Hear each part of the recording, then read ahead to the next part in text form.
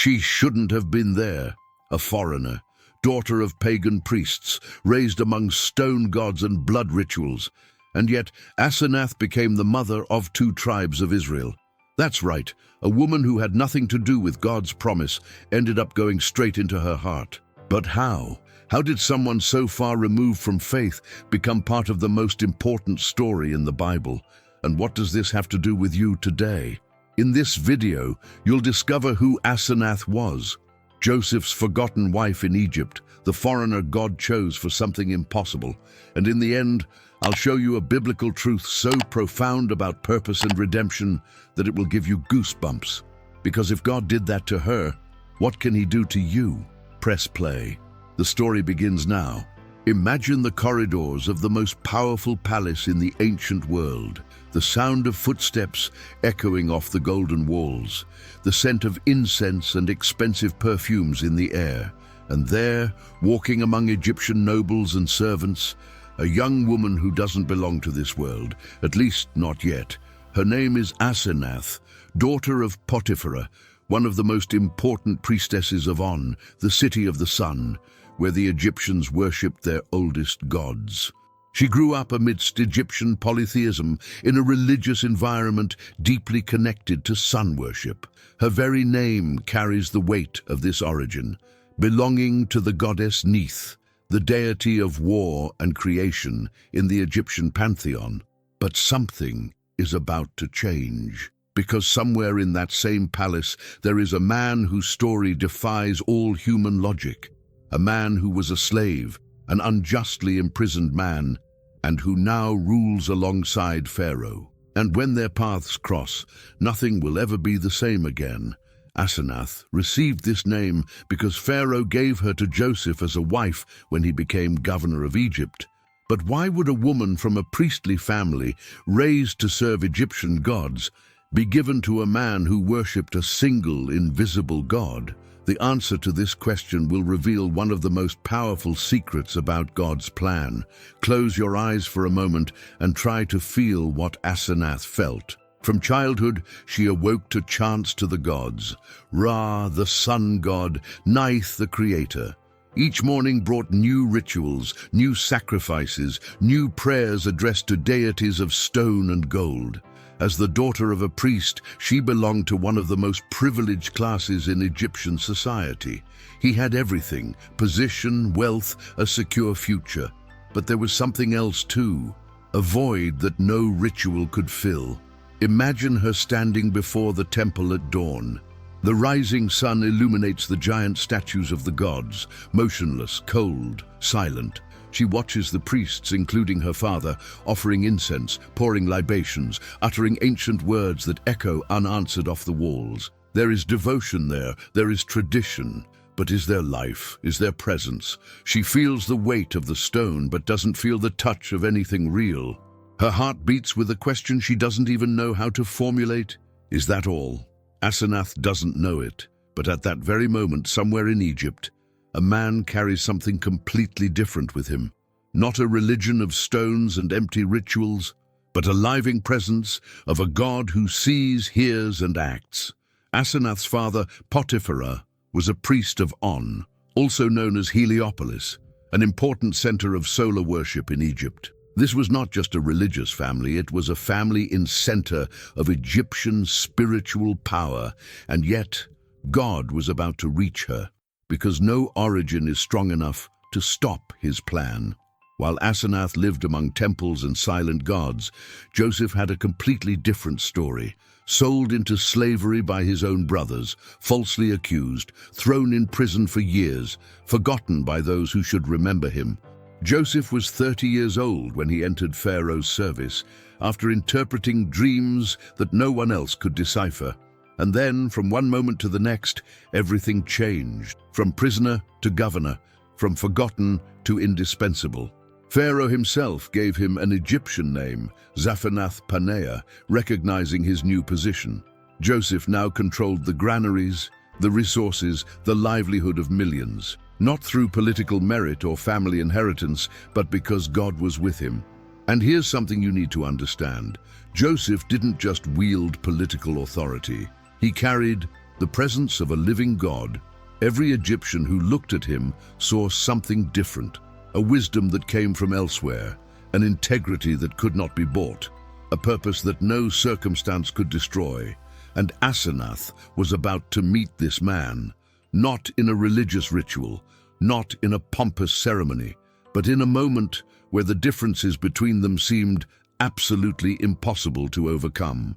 She came from pagan temples. He worshipped the God of Abraham. She was an elite Egyptian. He was a Hebrew who arrived as a slave. She knew only gods of stone.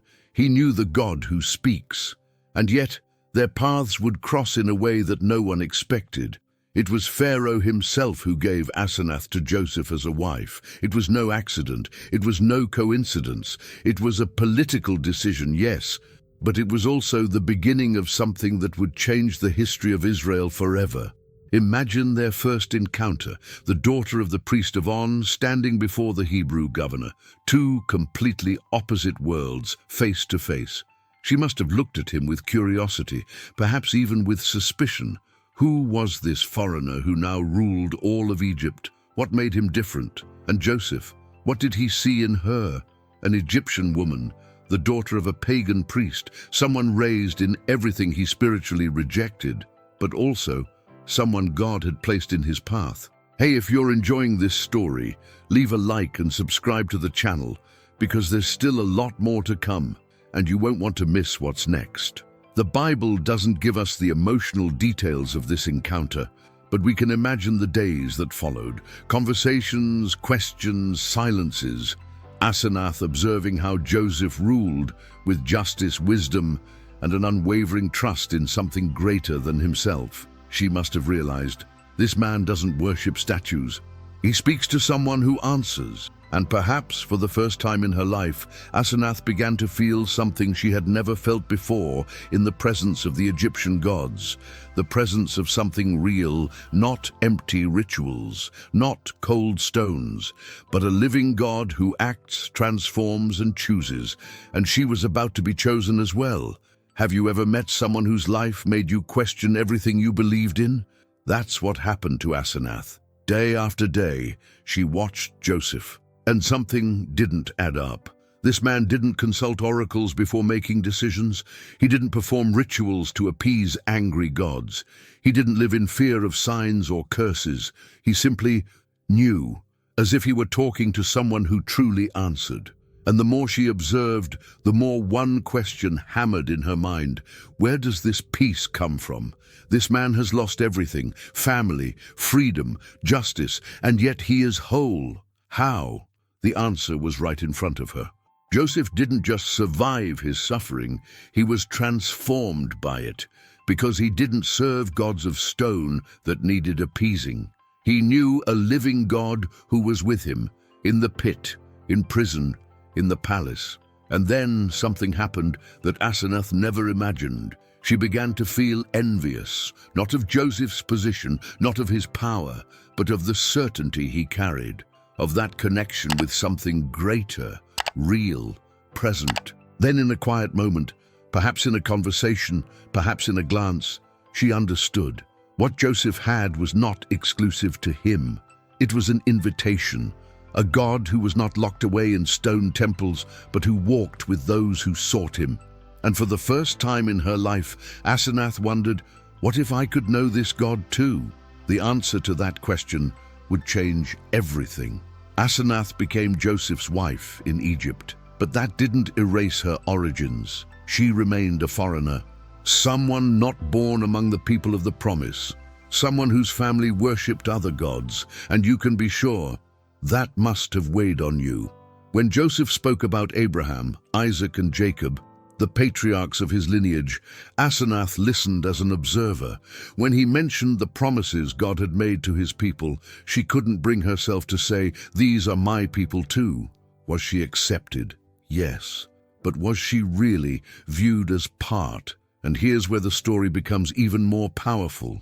Because Joseph didn't treat ASENATH as a concession or an exception, he saw her as someone God had chosen to be by his side, not by chance, not out of convenience, but because God's plan has always been greater than ethnic or cultural barriers. Asenath was learning something profound. God does not reject those who come from afar. He transforms, He includes, He honors, and proof of that was about to be born, literally. Because the children she would bear would not only be descendants of Joseph, they would be bearers of the promise. Before the years of famine arrived, Asenath gave birth to 2 sons, Manasseh and Ephraim. And the meaning of those names reveals everything about Joseph's heart at that moment. Manasseh, meaning he who makes forget. Joseph chose this name because God made him forget all his suffering and all of his father's family. Not that Joseph had abandoned his roots, but God had healed the deep wounds he carried. And Ephraim, which means fruitful.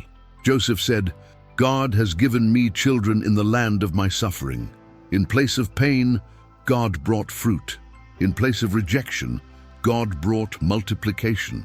And here's the detail that many miss. These 2 boys, sons of an Egyptian mother, were adopted by Jacob and became tribal leaders in Israel. They were not considered half-Israelites or tolerated foreigners. They were fully integrated into the promise. Jacob, their grandfather, looked at those 2 boys, the offspring of a Hebrew man and an Egyptian woman, and declared, "These are my children." Think of the power of that.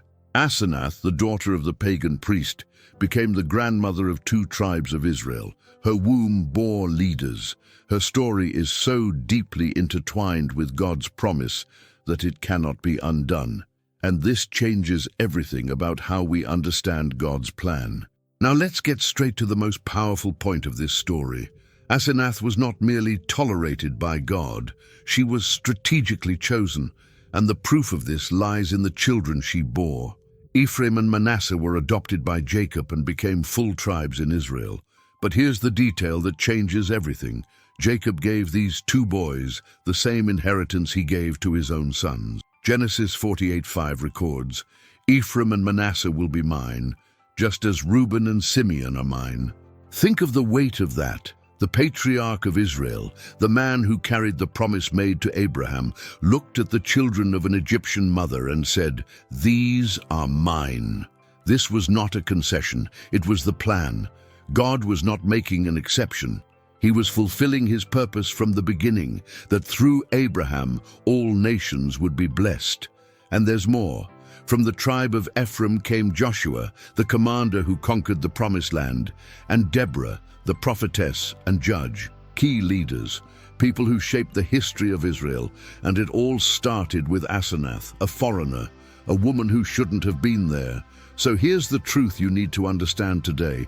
God doesn't choose you despite your history. He chooses you through your history. Your background doesn't disqualify you. It's part of the plan.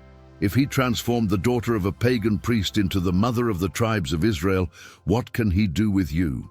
Most people read the Bible and gloss over Asenath. After all, she's only mentioned a few times. It seems like a minor detail in Joseph's story, right? Wrong. Ephraim and Manasseh, sons of Asenath, became ancestors of key tribes of Israel, with Ephraim being especially prominent among the northern tribes. From the lineage of Ephraim came leaders such as Joshua, the man who led Israel to the promised land, and the prophetess Deborah, one of the most powerful judges in biblical history. Think about it. Without Asenath, these tribes wouldn't exist. Without her, crucial figures in Israel's history wouldn't have been born. Without her, God's plan would have followed a completely different path. But God chose to include her, and not in a marginal or secondary way, in a way essential. The story of Asenath is not about tolerance.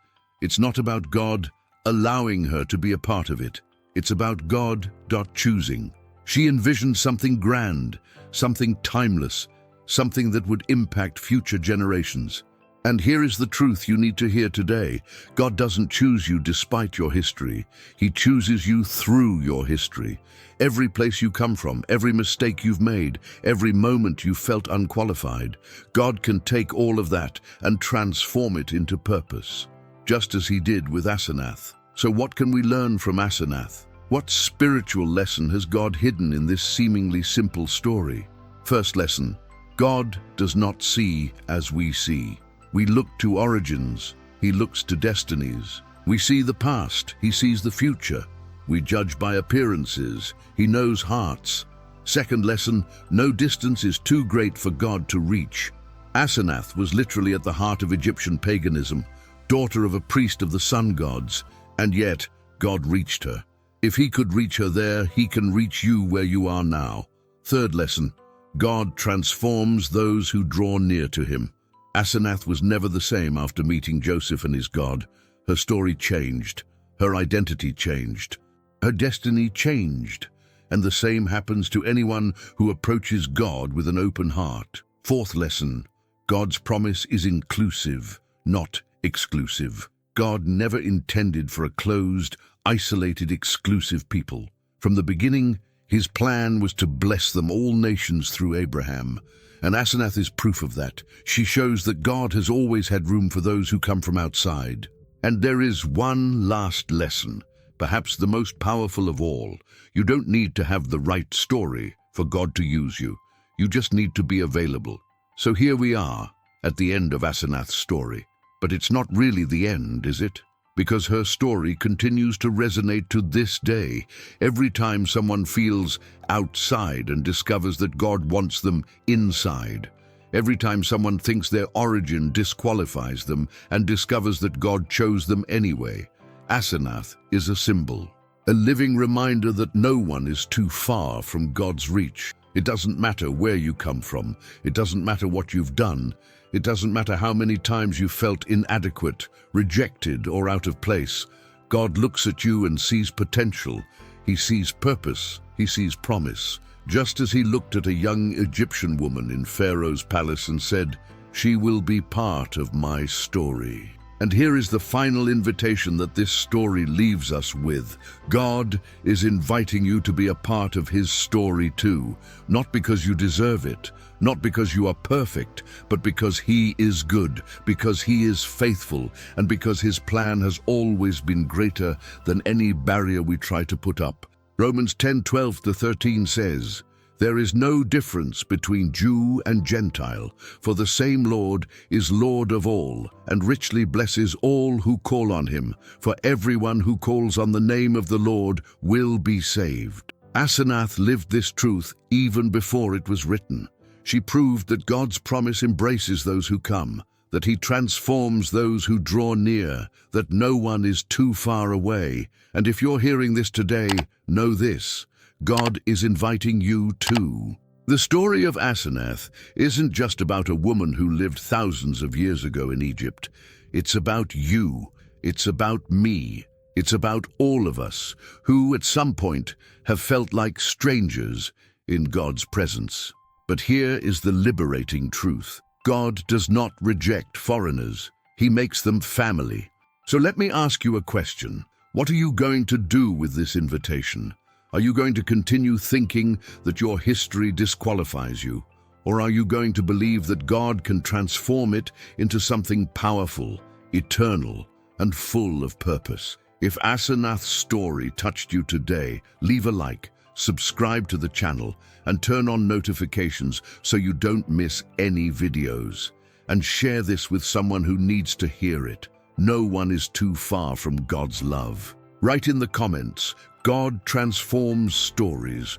I want to know if this message impacted you.